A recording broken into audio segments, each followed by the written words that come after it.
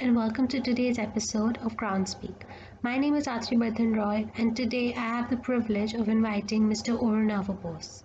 Groundspeak is a platform to involve people with substantial knowledge as well as those working at the grassroots level for their opinions, insights, projections on the selected topics. Mr. Ornav Bose is a computer engineer by profession and a passionate traveler and an enthusiastic blog writer. His blog, Ghum Chakra Diaries, which he started 10 years ago, is one of the most successful travel blogs that one has read in today's time. Along with his blog, he has also written two books, Tilotama Kolkata and The Unscrambled Cuisine.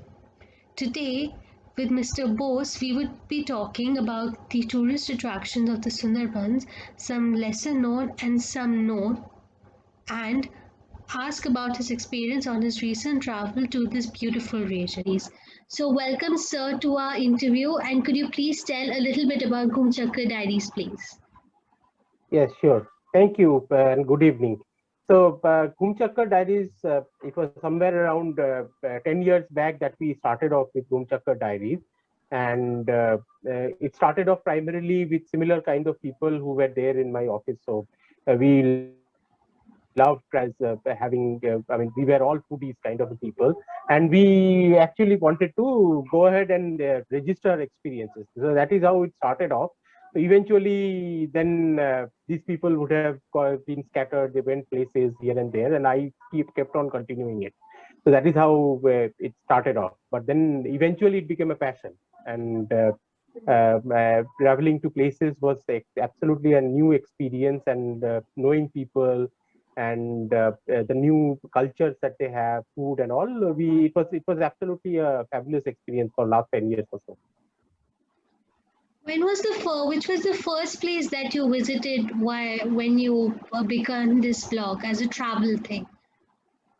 Yeah, so the first blog I remember was related to Shaktigarh. Shaktigarh is a place in West Bengal, state of West Bengal, and there is a sweet which is famous. It's called Langcha, so it's famous for that. So that is where we went for the first time, and started from. And you have a book that is a very interesting book on your travel experiences, all that. So what was the inspiration behind penning your thoughts and your experiences in the form of that book? So there are actually two books. Another one just got published a couple of months back. So the first one was called the name was Tilottama Kolkata. That initially, truly speaking, I did not have any plans of writing a book. I mean, I never thought I'd go and write a book. So what I was doing is there was one relative of mine who actually went ahead and asked me a question. There's a place called Hathi Bagan in Kolkata, and she was asking why is it so called. So it was because Hathi in Bengali means it's elephant, and Bagan is it's a garden. So she was saying, how come elephant and a garden comes into a name of a place? So that is when I did not have an answer for that. That is when I started exploring and finding out what are the origin of the various places, names of various places that were in Kolkata. So eventually, I started off as a pet project, and eventually that took a form which I was just discussing one day with one of the professors of a university, and he looked at what kind of work I was doing, and he said, "This is excellent thing that you are doing because systematic study of these names and their origins was not never done." So there were some bits and pieces, especially of North Kolkata, which was available in old British texts. But then the southern part of the city, it was not categorically explored any time. So I actually started off. I went places. I had to walk to places, to talk to people. I went to National Library and various other libraries to collect material for that. And eventually, it took a form of a book, which till today, I mean, there are various book fairs where this is getting people are loving it and they are buying it. The second book was more of it's called Unscrambling Indian Cuisine. So I found out that there were many books on food they were there in the market. Some were related to recipes, some were related to the food itself. but there were no such books which actually speaks about differences between the various dishes that are there in India. For example, there is a sweet called gulab jamun, and then there is a counterpart called pantua in Bengali sweets. So the people think that it's a Hindi and it's a Bengali and an English name or Hindi name, but there are slight minor differences in between these dishes. So that is when I started off with this, and it takes all the food dishes that are available in India and what are the subtle differences between these two. So these dishes, the second book is about. These two just got published. Second one. I can't wait to read the second book. I've read a bit about the first Tilotama Kolkata, and I'm actually waiting to read the second book also because I love food and I love reading about recipes and all that. So maybe it's going to be a very good experience to be learning from a person who's actually traveled to these places and has given an experience on these cuisines. Sure, I mean, go ahead and do read and let me know. Mm. When did you decide to visit the Sundarbans? In spite of the COVID pandemic and all that, why was it? Why did you decide to go to Sundarban, and when did you decide to go to Sundarbans? Yeah, Sundarbans was actually in my must-travel list for a long time. Actually it's very close to Kolkata, and it's an exotic place. So that's why it's. I mean, it was there in the wish list for a long time. Truly speaking, during the time COVID era, we were not traveling so much. But then, I mean, my flatmates or the apartment mates, they were actually planning for a picnic, and nobody wanted to go on a picnic nearby. So one of them had a contact in Sundarbans who could arrange for our boats and all our places to stay and all. He's the person who actually triggered, and he suggested that why don't we go there? And considering that we can go by an individual car and then get into an individual boat which will be only reserved for us. So there were three families from my apartment who we went together, and that is how it got started. And then we actually went on that trip, and it was extremely, I mean, exotic trip, and it was an extremely nice experience that we had there. Where all did you visit in Sundarbans? Oh, So Sundarbans, I mean, we started off from a place called Gosaba, which is from which actually one of the places from where you can make an entry into Sundarbans. So we took a car and we reached Gosaba. From there, our boat was actually standing, and we went into the boat, and that boat for the rest of the 2 days, 3 days that we were there in Sundarban, we were actually on the boat and moving around here and there. The first day we had visited a place in Gosaba which is called Hamilton Island. There's a person called Hamilton, Sir Hamilton, who had a bungalow there. So this guy actually originated from Scotland, and he was working in Kolkata, and then he took a 9,000 acres of plot in Gosaba, where he worked for betterment of and for poverty-stricken people in the British India. Even Rabindranath Tagore visited that bungalow at some point of time, and he also introduced something called corporative system in Kosaba for these things. So that is one of the places we visited. Then there is another place called Panchamukhani. Panchamukhani in literally means meeting point of 5 rivers. So because it's Sundarban is located at the mouth of the a delta of various rivers which flow into the sea. There are 5 rivers which actually come and meet at that place and then flow to the sea. So you can actually see different colors of the waters of those rivers at that place. So that was another place where we went for the second day.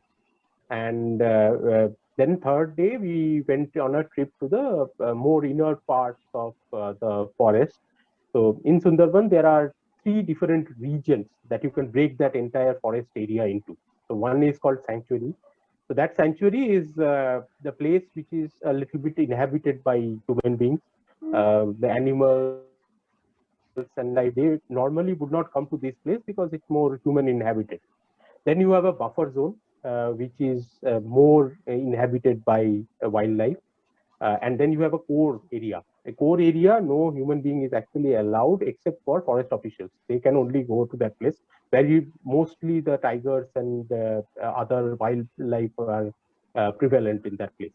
So, say the third day that we were there, we were actually moving around various. There were various points from the watchtowers where you can go and try to look at that wildlife.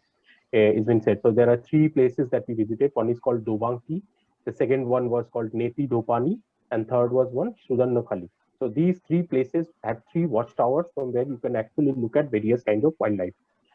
So this was overall, and then while returning, we were again dropped into Gosawa from where we returned back home. How would you rate your experience of your travel?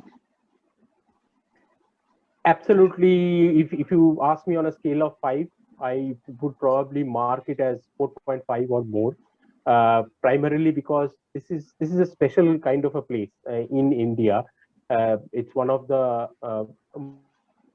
most exotic mangrove forests that you would find probably in the whole world, if not in India. So there are overall somewhere around 102 islands in this mangrove area, and 54 of them are inhabited by men, human beings. And then you have various kinds of trees that are there. The trees like, say, Goa, Sundari. Then there is something called Kakra, Pusur, then Golpata. Various kinds of trees you will find in abundance. For wildlife, of course, the Royal Bengal tiger is famous across the world across the world. Apart from that, you have crocodiles, you have various kinds of exotic birds which come in. You have fishing cat, you have leopard cat, you have jungle cat. Then there are these other wildlife. It's an altogether different kind of an experience.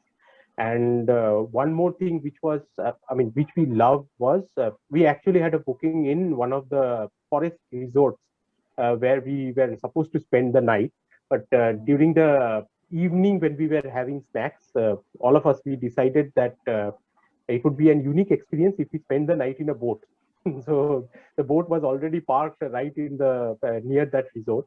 So initially there was a bit of a pushback from the hotel staff, of course, looking at there could be various kinds of dangers, and then we had to take permission from the forest ranger also. But finally, we convinced them that we wanted to go there and we wanted to spend the night in the boat, and we actually did it. So they took the boat right in the middle of the river night, and they anchored there. And it was a moonlit night. It was a full moon night, and we were sitting on the deck at late night, and the atmosphere was like absolutely stunning. When at one end you had a dark and dense forest, on the other hand, at distance you could see small lights and all. And while you were sleeping, you could hear the rippling of the water, the river water, and you could sense that you were very close to it. And so that was an absolutely unique kind of an experience that you had. Every traveler should have that kind of an experience, is what I feel. That's very nice. Means were the houseboats already were already there, or like houseboats are something that have recently started, or they have been there for quite a while? No, I mean, they were always there. You could always hire one. Depends. The similar kind of outboard, I mean, you can see them flying here and there, but depends. Interiors outside probably they look the same, but interiors of different houseboats would vary. So the one which we were traveling on, it had a wood paneled interior, which was absolutely beautiful. And that is I think the only difference. Otherwise, different kinds of boats all fly around, and they would take you through the channels and the various kinds of tributaries of the rivers which you can travel on. Do you think some improvement can be made in this part of maybe staying and all that?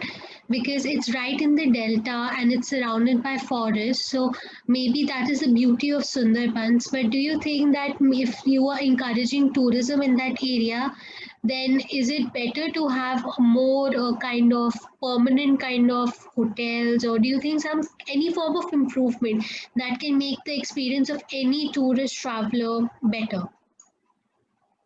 That is correct. I mean, you should always there are opportunities to make this better. That is for sure.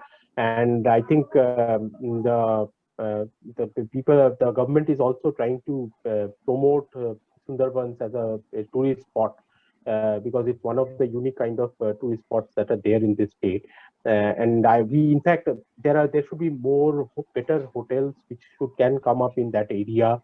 And the fact already there are tourist packages which are available. There are tourist operators who would operate in that space. So actually saw some more resorts and all coming up. They were being constructed as we were moving around in the various river tributaries. We saw some of the construction already going on.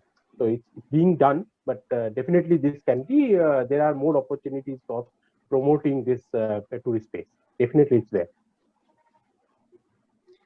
Thank you so much, Mr. Bose. It was lovely talking to you on your experience, and I'm sure that with your and I've been. I hope that you write more books on your travels, and your travel blogs are already such a success.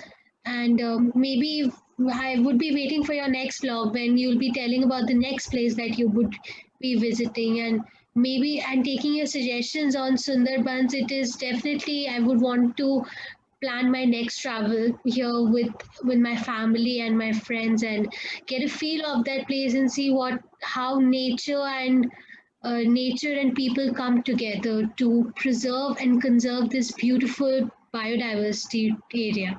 Thank you so much, Mr. Bose. Sure. And it was nice talking to you too. Thank you very much.